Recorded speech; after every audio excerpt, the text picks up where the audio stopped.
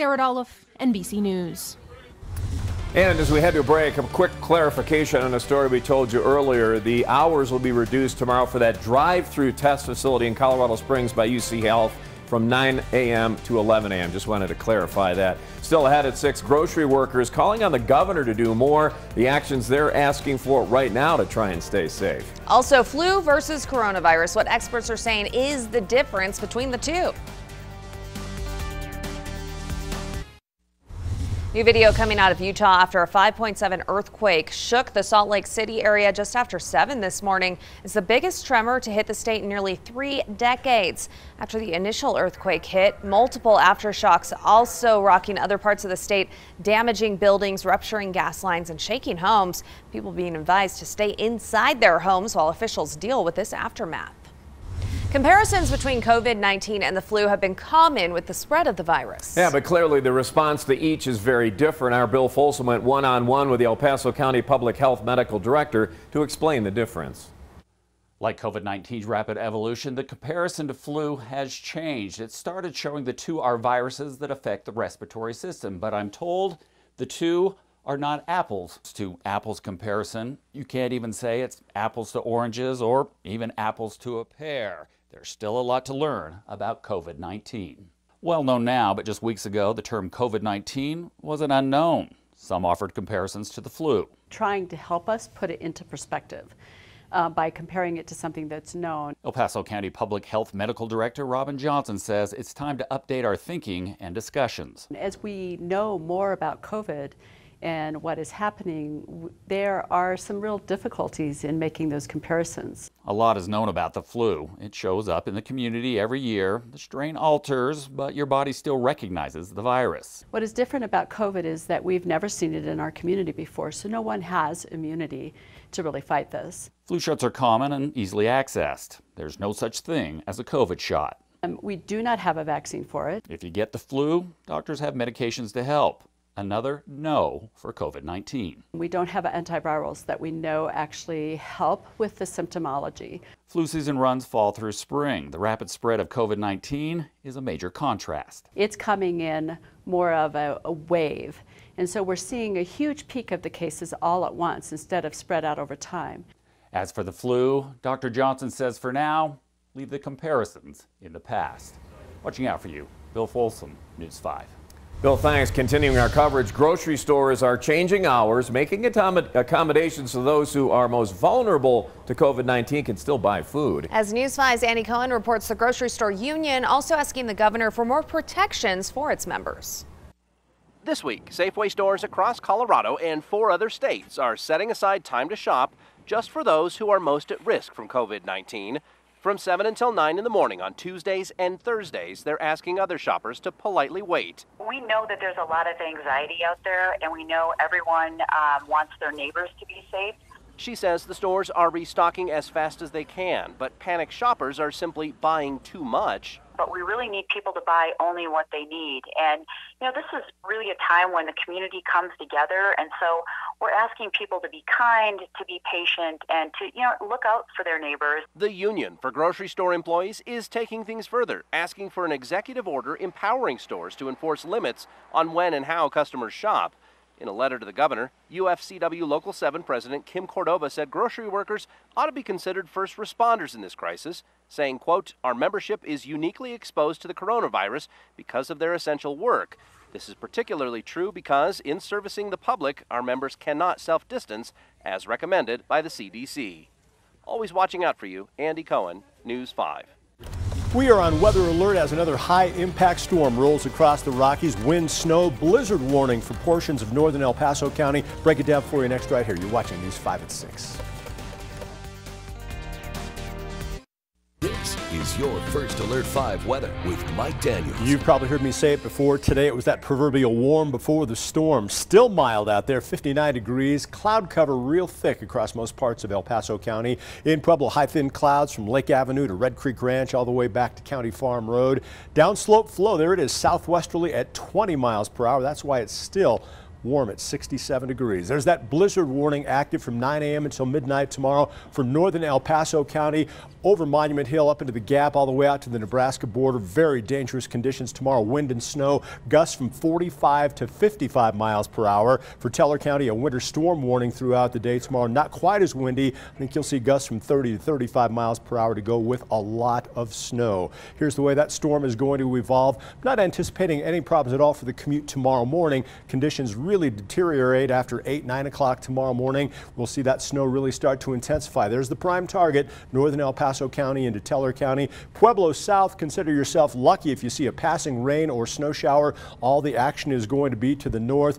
Tomorrow afternoon, it's flat out going to be very dangerous, rolling over Monument Hill up into Metro Denver, even the far north end of Colorado Springs, and then out Highway 24. Very dangerous conditions as well as that lethal combination of wind and snow crank up here across the area. The storm starts to wind down late tomorrow night. Snowfall totals really not a big deal total-wise from downtown Colorado Springs south. That's because of that downslope northerly wind, a drying component off the Palmer Divide. But from the northeast side of Colorado Springs to Falcon, anywhere from 3 to 6. Briargate, Northgate 4 to 7, Monument, Black Forest anywhere from 6 to 10. There's the big stuff right there. Woodland Park 8 to possibly 14 inches of snow. And the great news, it's a wet, heavy snow. Water content will be very high. So again, problems on the roads tomorrow. I-25 northbound out of the Springs to Denver, blizzard with whiteout conditions. 24 from Colorado Springs through Calhan out to Lyman, same deal. 24 westbound from the Springs to Teller County, snow, wind, slick, and icy. If you have to travel in those areas, certainly want to allow yourself a lot of extra travel time.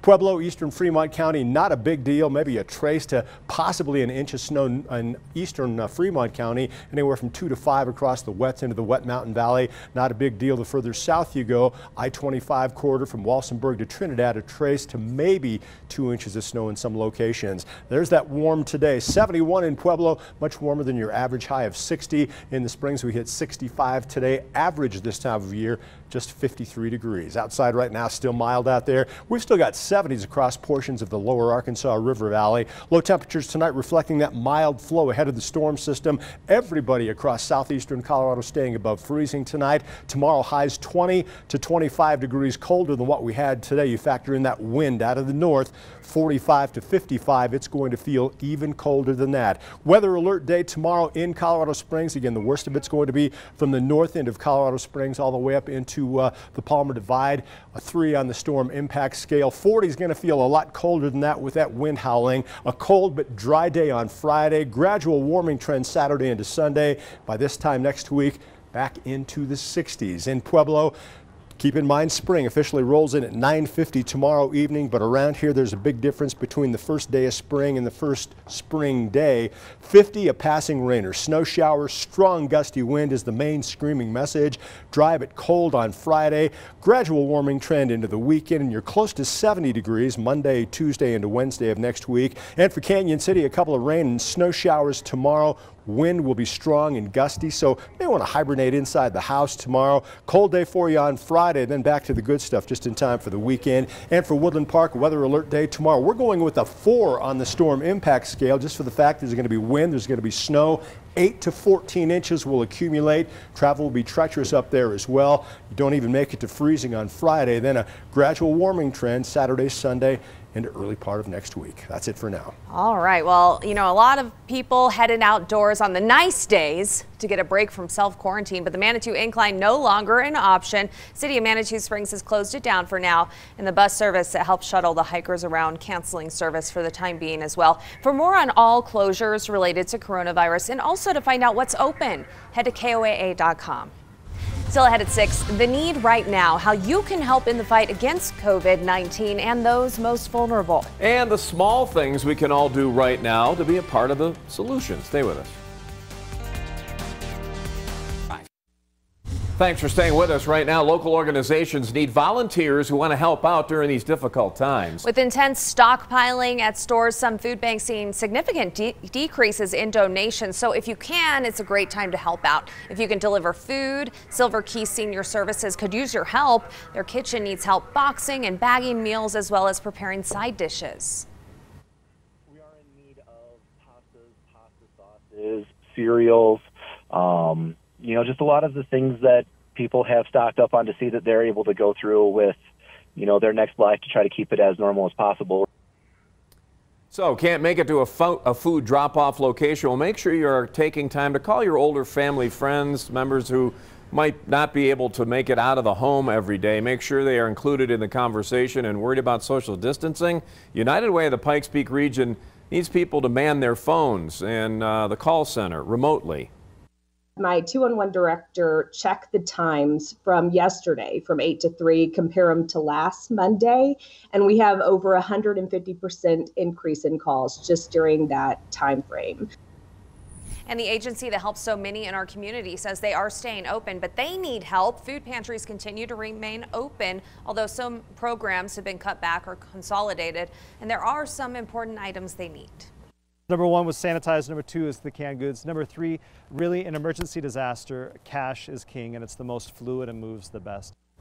And they are still offering hot, low-cost meals at their Salvation Army Yuma facility, and the homeless shelter on Sierra Madre Street in the Springs remains open. Blood banks, as we've been telling you, also looking for donors right now. And yes, it's safe. You can still do this. In fact, the American Red Cross urging healthy people who are feeling well to donate blood or platelets. As of Monday, 2,700 blood drives canceled nationwide. Blood banks have fewer than 86,000 units, and this blood shortage could affect patients who need surgery, victims of car accidents, other emergencies, or patients suffering from cancer. If you want to donate, go to the Vitalant or Bonfils websites here in Colorado for the location nearest you. If giving blood or volunteering for a local food pantry is not an option for you, you can always give a monetary donation as Coloradans deal with the impacts of coronavirus.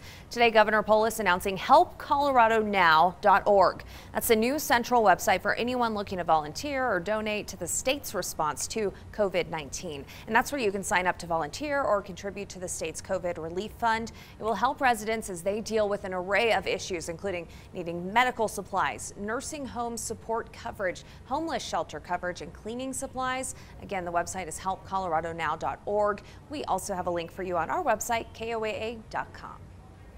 And remember to stay connected and be part of Colorado's fight against coronavirus. Use the hashtag #DoingMyPartCO and spread awareness about COVID-19 and how you're helping your community and what you're doing while you're isolated to share that. More to come at 6:30. After the break, coping with coronavirus, how Southern Colorado families are dealing with all the changes our society is dealing with. And supporting our small businesses, how shopping local could make a major difference right now.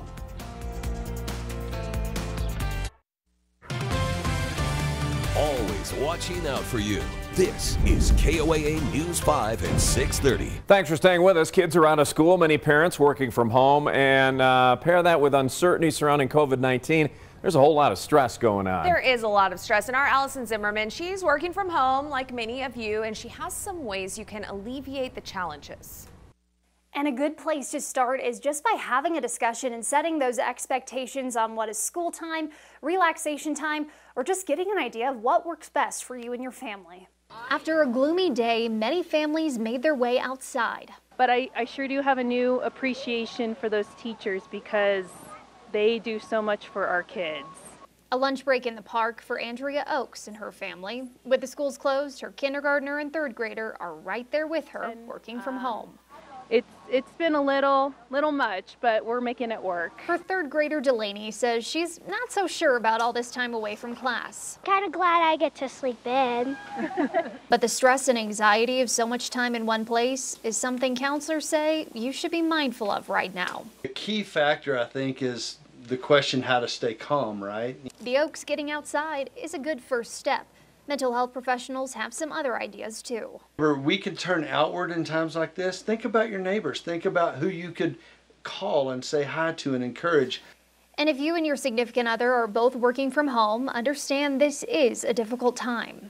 I think the best thing to do is to just know that, to own that, and to bring that into the conversation, recognizing that things are a bit more heightened at the moment. And if you need to, go into another room or space to calm down.